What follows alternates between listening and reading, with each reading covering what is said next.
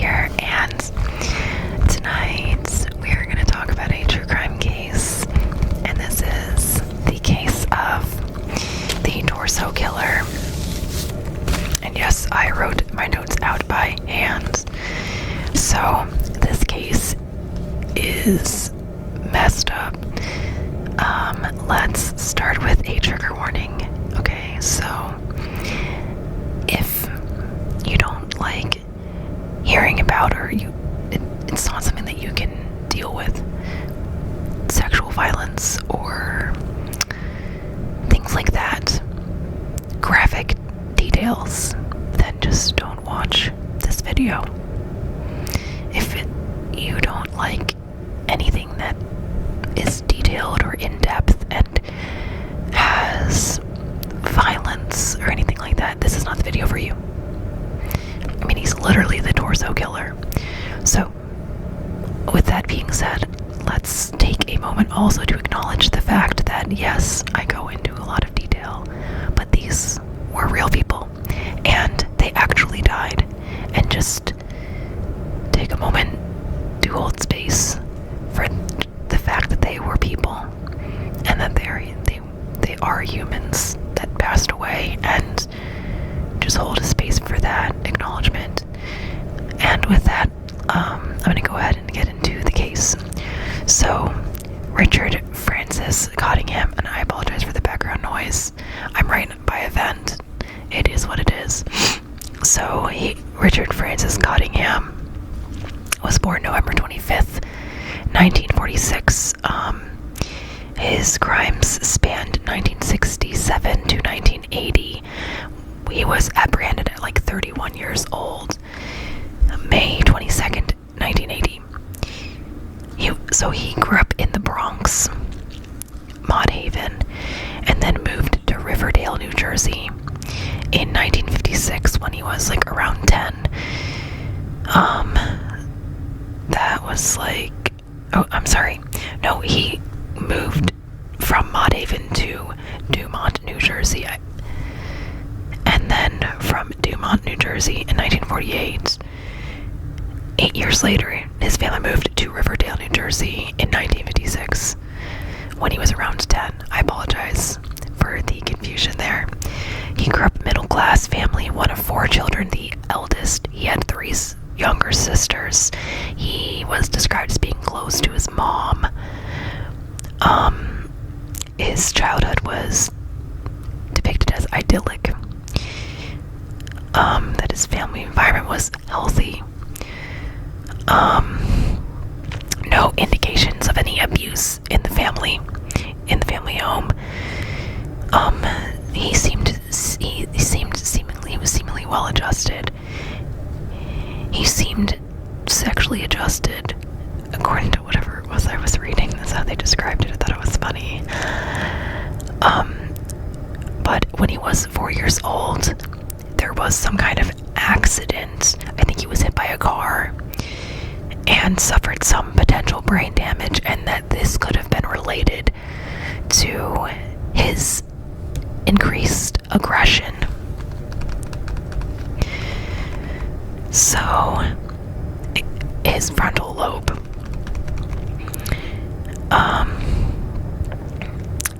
He went to Catholic schools, and as a youth, he reportedly had a hard time making friends initially. He attended Pascack Valley High School in Hillsdale, New Jersey. He participated in cross country. He participated in cross country, worked as a computer programmer.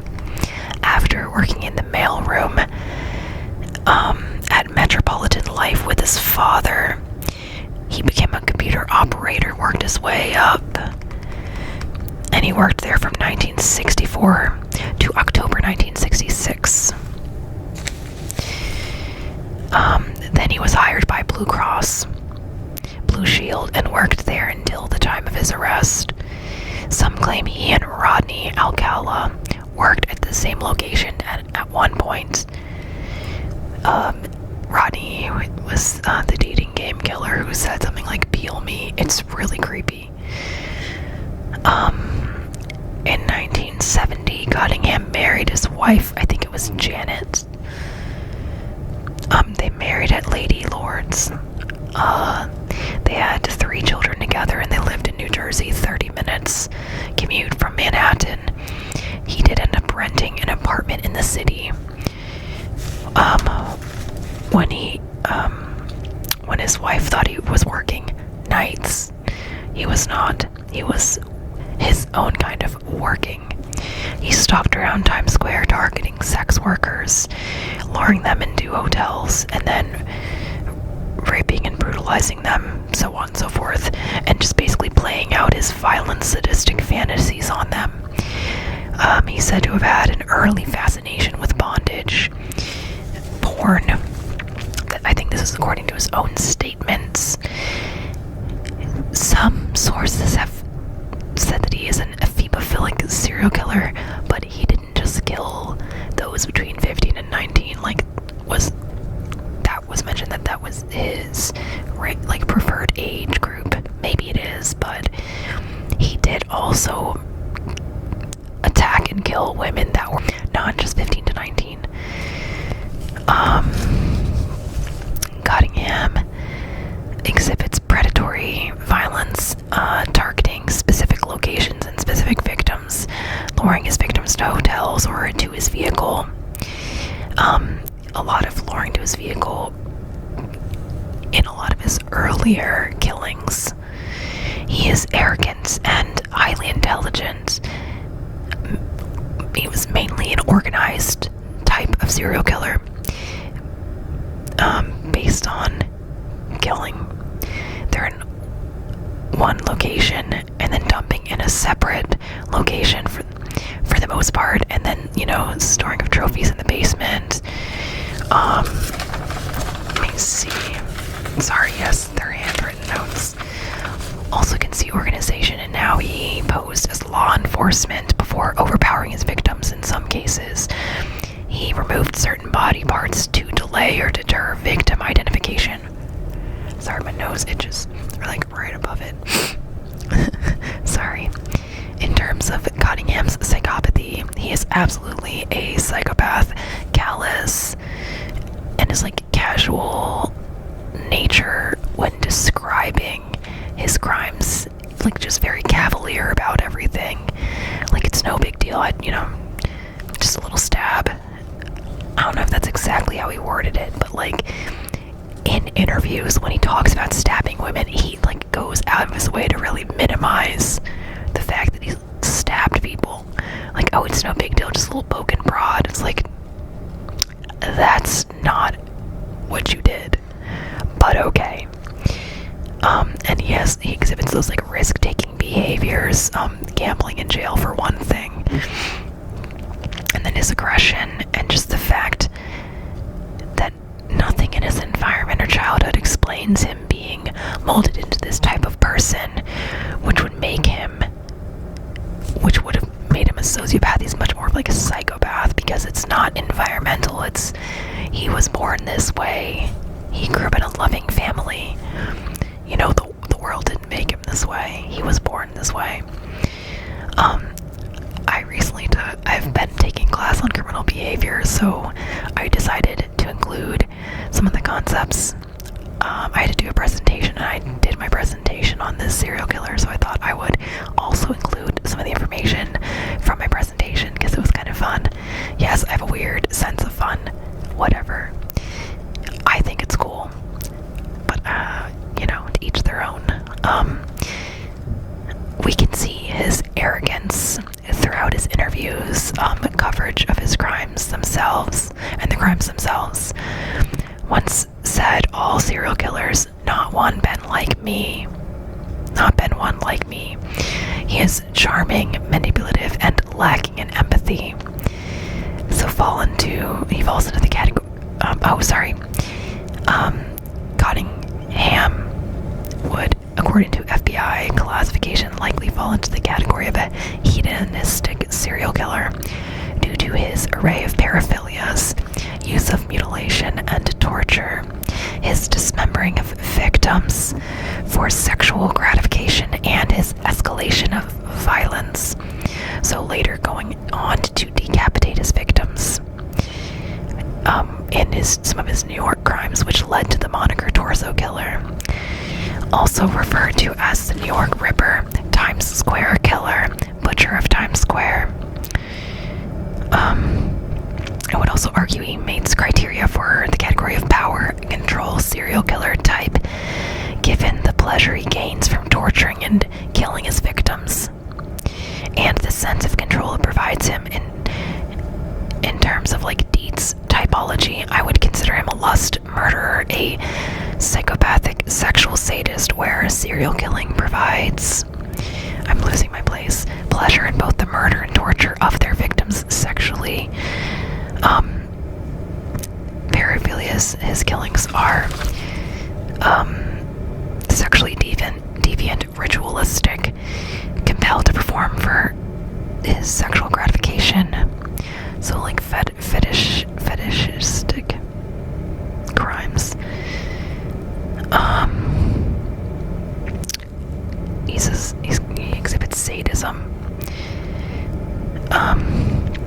Relational paraphilic attachment. It's like non-consensual sexual interactions, as well as picarism. Picarism is sexual interest in penetration of skin. I'm sure there are a lot. I just don't know all of his paraphilias. I would need to learn a lot more about paraphilias, honestly. Cottingham sees the killings as a game where he is able to make them do whatever he wants, that he's in complete control of somebody's destiny. He exhibits characteristics consistent with narcissistic personality disorder, as well as antisocial personality disorders. Antisocial based upon his manipulative behavior is lying, his disregard for human life, indications of zero remorse, his belief that he is above the law, and that the rules do not apply to him. You can also see with his aggression, narcissistic seeing others as an extension of himself, seeing Chief Ancelotti, former chief of police Ancelotti, as an extension of himself, thinking, oh, he got this promotion because of me and my case and the information I gave him, and then seeing him as a son. It's really creepy. And then also seeing his 3 children as an extension of himself, and like this whole idea of bargaining with the police and like, what do I get out of this? It's very narcissistic.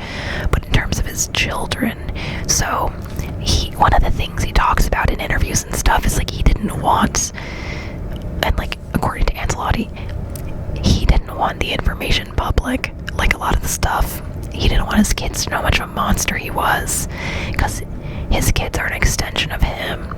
It's his ego, his pride. It's weird, but that's kind of so narcissistic with his grandiose sense of self, lack of empathy, exaggerations of his own accomplishments, constant bragging, his fantasies, and element of power and control within how special he considers himself, his entitled behavior, and again his level of arrogance. I'm better than everybody. There's no other serial killer like me. I don't think that's true. You get your ideas from somebody else. You're not that original as you think you are. So by 1978, so again, he's torso killer because of his habit of dismembering his victims and chopping off their head or hands.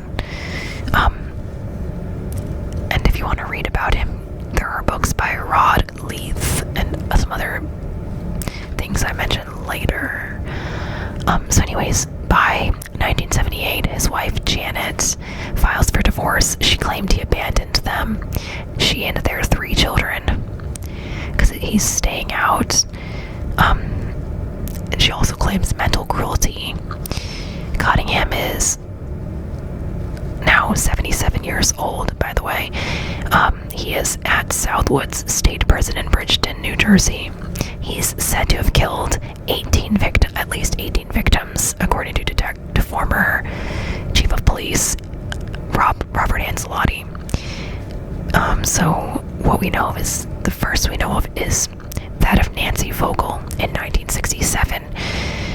So this former chief of detectives in Paramus, New Jersey, Rob Anzalone, spent over 20 years extracting confessions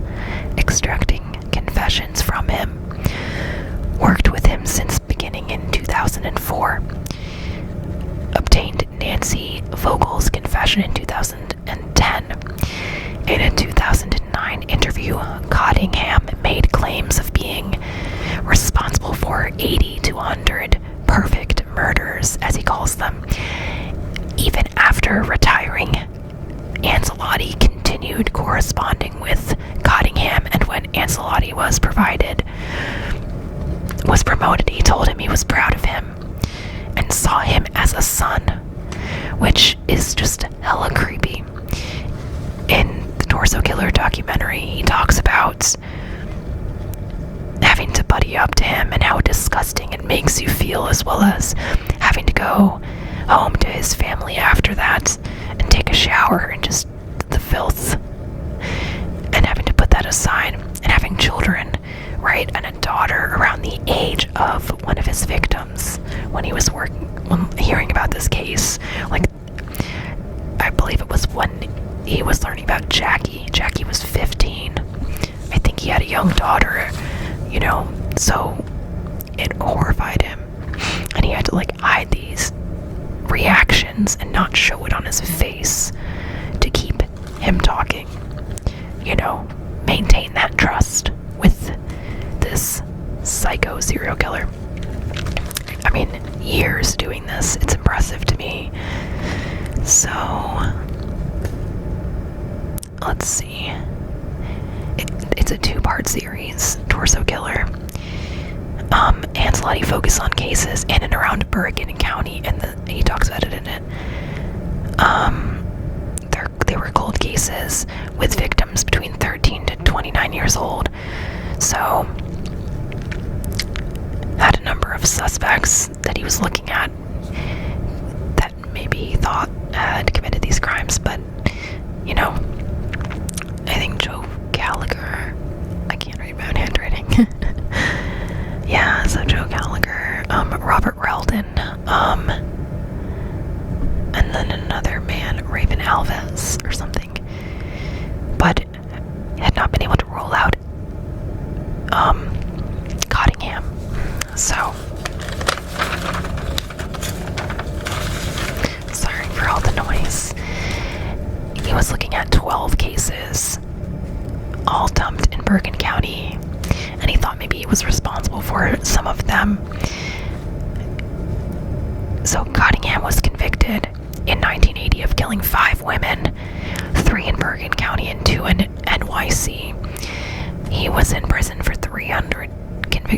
sentenced to 300 years in prison. Anzalone also dug into cold cases related to the mafia, and he has also done that for this case, or these cases. So, looking at mafia hit cases, he was able to solve cases working with the killer Richard Kuklinski, the Iceman. Sorry, I just couldn't pronounce his name for some reason. The Iceman, who was in prison for multiple homicide, also in Bergen County. This dude put a man in the freezer trying to fool the Emmy, and it didn't work to alter the time of death. I also want to mention that Anzalone was not the only person who attempted to gain cooperation with Richard Cottingham, but he learned from their mistakes in some way and was able to succeed. So, at gaining his trust and whatnot. So, he acted as an informant for him, and Anzalone asks him about Cottingham. We thought,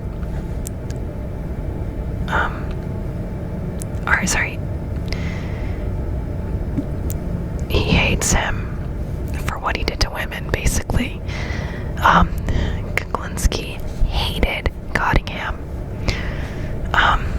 because of his crimes towards women, and it's bad when another is a ruthless killer hates another killer.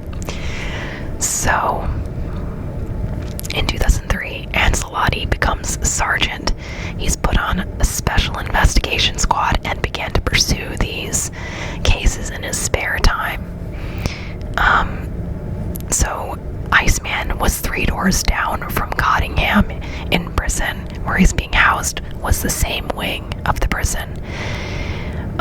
Iceman shared how Cottingham was running an illegal gambling operation in prison with bets on football, baseball, whatnot.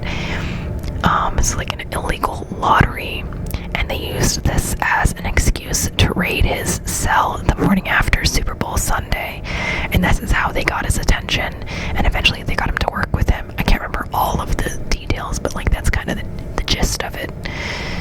So they end up bribing him with like pizza, playing poker, and I think cigarettes.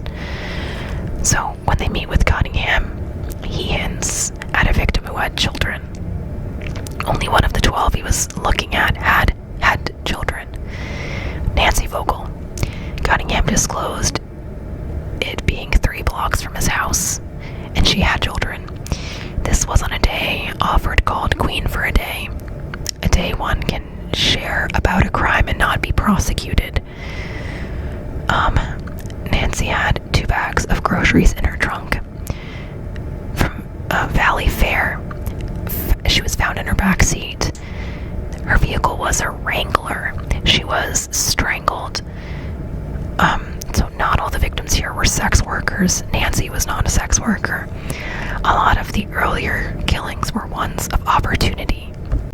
And I'm gonna make this at least a 2-part series, if not 3. We'll see how long it takes me to go through a lot of the details. But I'm gonna end this here. And thank you so much for watching. Like and subscribe if you found this video interesting, and for more similar content. And I look forward to seeing you in my next one. Sweet dreams, Moonies. Good night.